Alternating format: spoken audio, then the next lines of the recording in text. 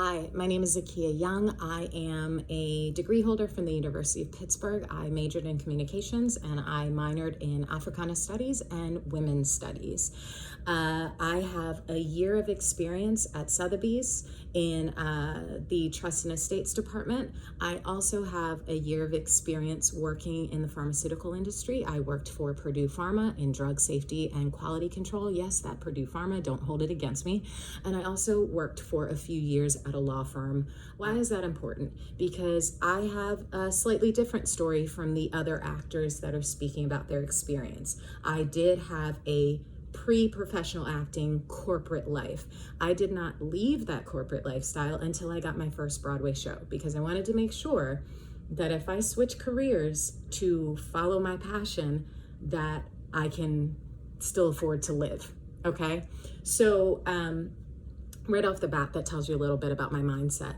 So as I got into the Broadway world, musicals, started doing plays, started expanding into TV and film, I knew that if you go into TV and film, you will actually be able to exhale a little bit, or so I thought. So fast forward to me moving to LA, I knew I was gonna have to start over. So I had five side jobs. My communications degree and my Broadway experience allowed me to become an adjunct professor. Educators, my mom was a teacher for many years. They are not paid enough. And I also do voiceovers, animation, video games, audiobooks. I also sing jingles, and I will work events as a background singer. And get paid for that. I work conventions as a singer. What else am I doing? I do private coaching for acting and singing, whether in person or virtually. So all of that to say, I'm always working, and I do live a very modest lifestyle. So fast forward to me, I was hired as a heavily recurring character in the first season of a reboot of a highly anticipated show. And when I got the job and I got my offer and I saw how many episodes I was in, I was like, okay, I can breathe a little bit. Remembering that I'm on a very tight budget, I did not know that per diem from this particular job was not going to arrive until I got my paycheck. Now, what I didn't know was that even though it's in the contract that you're supposed to get paid 30 days from your wrap date, there's no one there to enforce it. So sometimes I'd have to wait like between 6 and 8 weeks after I finished working to get paid, and also to get my per diem. So I had to start just communicating with someone at the network saying, hey, I need my per diem now. So like I had to go back to my side jobs and say, hey, I actually need to work. I still need to work. And they were like, we thought you were good now that you're on the show. And I was like, well, it's not what we thought. So yeah, please put me back on the roster. It was very humbling, very humbling. But it was what I had to do, right? I also had to apply for the Actors Fund. I needed help.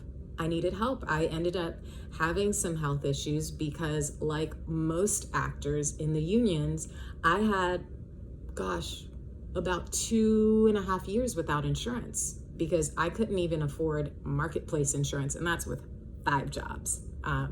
So not just that, you have all your co-pays from insurance. You have all of these costs that are just part of the industry. For example, let's talk about red carpets, right? Glamorous. You hear about the stars getting these jewels and these outfits loaned to them. That's only for the stars of the show. If you are not one of the top 5 people on the show, you're not getting loaned anything. It's all on you, but you still have to show up and look like you belong there. I thought it was going to be like a Broadway red carpet where I could just pull something out I've worn before. I know how to do my hair and makeup. Boom, boom, boom.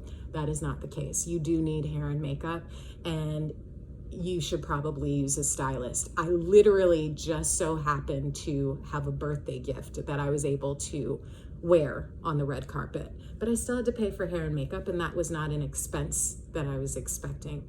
And it's not cheap, nor should it be. And I used to see such things as vanity, but it's very similar to having to buy a business casual or a business wardrobe when you're working in corporate America. The same thing applies. So there are all of these costs, not to mention the training that we do, the coaching that we do for each episode to make sure we're on our game, the gym memberships so that we can tell the story that the writers and the studios want to tell, so that we can stay fit and fit into our costumes and look the way we did when we were hired. That is our job as actors, and that costs money and that takes time. So literally, I just wanted to lay it out for people who feel like we're just whiny brats who should be grateful we get to do what we love. I don't think we should be penalized that we started finding success in an art form that we love, in an industry that we love. And because we bring so much entertainment to people, like think of the COVID shutdowns, the one thing you could still do was watch TV. You could rent a movie from your home. And all we as the actors and the writers are saying, we should get a cut of that because it's our work. You would not walk into a store and expect to just take something off the shelf and not pay for it. You got to pay for it, right? And we're not asking for like the whole shebang. I just should be making enough money that if I get a job out of town, I'm not freaking out because I can't afford to eat. Or I'm not asking like the PAs like, hey, we're eating pizza in that scene. If you have any leftover, can I have it? I'm not even kidding. So I think we should disrupt this narrative of Hollywood elite, because really the Hollywood elite are the people at the top that are saying no to the unions. So I'm open for questions. I'm open for healthy discussion because again, I'm just opening up my pre-corporate, my former corporate life and my present actor life. And just a reminder, it's not as easy as just going back to corporate America. I have been out of corporate America for over 10 years. So you can't just walk back into the same position. A lot has changed. And trust me, I researched this because as soon as I got my first check and saw what it actually was compared to what I thought it would be, and then when I realized, oh, there's barely any residuals, and even those little pennies aren't going to come until 6 months to 8 months after the first airing of your episodes, I was like, shoot, what am I gonna do? And in doing the research, I realized like, wow, I'd have to go back to an entry-level corporate position that pays less, like much less than what I started at back when I was early on in the corporate world. So it's not just as easy as just switching to a new career. You have to be able to afford to switch to a new career, which is crazy, even if it's a career that you were successful in beforehand. The fact is, you can't just go back on the same level. You have to start all the way over again. So we're all in this together. Please do not fall for the smoke and mirrors. We are not asking for anything that is unreasonable. I advise you all to do your own research and realize that we're not the enemy. And there's a reason why they're working so hard to have this narrative that we are these spoiled, whiny brats just wanting the most. I just want to be able to get a job out of town and know that I can afford to eat that week. Oh, also, a lot of the jobs have you staying in hotels, and they may or may not have a kitchenette. And if it doesn't have a kitchenette, and if you are staying out in the middle of nowhere filming, that means you have to eat at restaurants every single night. Or if you have a microwave in your room, you are limited to soup and instant oatmeal.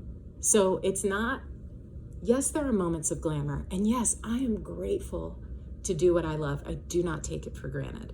But I'm also providing a service, and I just want what's fair. We all just want what's fair. So I'm happy to have respectful dialogue. Send me questions. Let's talk, because we are all in this together.